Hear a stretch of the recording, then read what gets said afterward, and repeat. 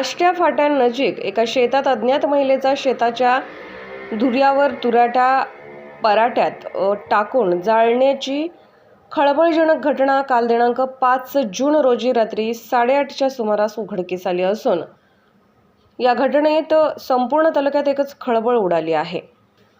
दरम्यान माहूर शहरापासून 9 किलोमीटर अंतरावर असलेल्या या हिवळणी फाट्यानजीक तुळशीराम राठोड यांच्या शेतात त्यांच्या विहिरीजवळ कापसाच्या व तुरीच्या पाट्या ठेवलेल्या होत्या व जवळच स्प्रिंकलरची 61 पाईप आणि 8 नोझल ठेवलेले होते।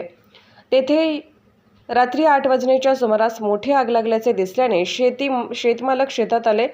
त्यावेळी ठिणग्या उडालेल्या आग पथकास प्रयत्न करूनही विझवता आल्या नाहीत। त्या ठिणग्या याच्या राखेत एका अज्ञात महिलेचा मृतदेह अर्धवट जळालेल्या अवस्थेत दिसला।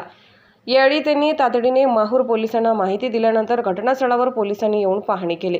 माहूर तालुक्यातील मौजे आष्टा फाट्यानजीक असलेल्या माहूर ते किनवट राष्ट्रीय महामार्गावरील नखेगाव ते आष्टा फाट्याच्या दरम्यान मुख्य महामार्गापासून अवघ्या 200 मीटर अंतरावर असलेल्या हिवळणी येथील तुळशीराम राठोड यांच्या शेतात ही घटना घडली असून त्यांच्या शेताच्या बांध्यावर अज्ञात महिलेने तुराट्या व पयाट्या टाकून जाळण्याची घटना दिनांक 5 जून रोजी रात्री 8:30 वाजण्याच्या सुमारास उघडकीस आली। विशेष म्हणजे अर्धवट जळालेला तो मृतदेह एका महिलेचा असल्याचे सांगण्यात येत असून त्या मृतदेहाच्या हातात बांगड्या, कानातील दागिना तसेच पायात जोडवे दिसून आले।